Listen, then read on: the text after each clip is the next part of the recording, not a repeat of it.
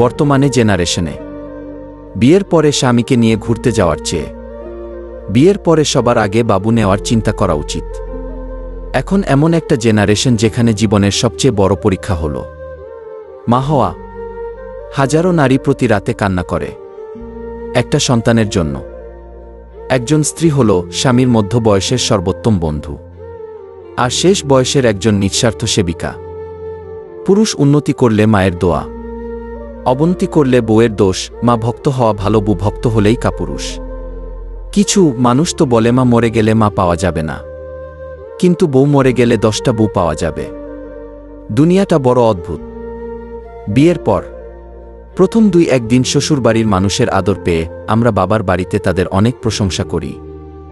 আমরা একটা কথা ভুলে যাই যে একটা নতুন জামা কিনে মানুষ প্রথম একটু যত্ন করে, কয়েক মাস পরে সেটার কোনো কদর থাকে না। ছেলের বউ আলাদা হলে শাশুড়ি বলে, আমার ছেলের ইনকাম একা খাওয়ার জন্য আলাদা হয়েছে। আর নিজের মেয়ে আলাদা হলে বলে, শাশুড়ি আর নন্দের অত্যাচারে আলাদা হয়েছে। শুনতে খারাপ লাগলেও এটাই বাস্তব।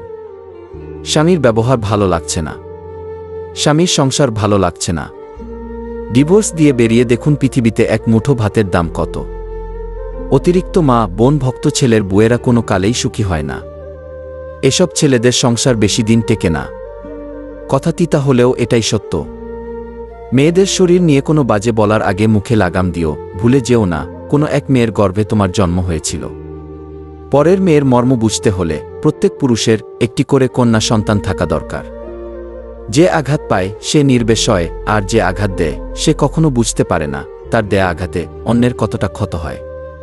কখনো কাউকে মিথ্যা আশ্বাস বা ভরসা দিও না, হতে পারে এই ভরসাটুকি তার শেষ সম্বল। একটু সাবধানে থাকবেন। আপনাকে ডুবিয়ে দেওয়ার জন্য এমন কিছু লোক বসে আছে যাদেরকে সাঁতারটা আপনিই শিখিয়েছিলেন। কারো মুখ থেকে যদি আমার সমালোচনা শুনেন, বুঝবেন তার সাথে একসময় আমার খুব ভালো সম্পর্ক ছিল। ক্ষমা করে দিয়েন আমায়। যদি আমার ব্যবহারে কেউ কখনো কষ্ট পেয়ে থাকেন, বলা তো যায় না। আজ রং বেরঙের পোশাকধারী, কাল হয়তো সাদা কাপড়েও মুড়িয়ে যেতে পারি।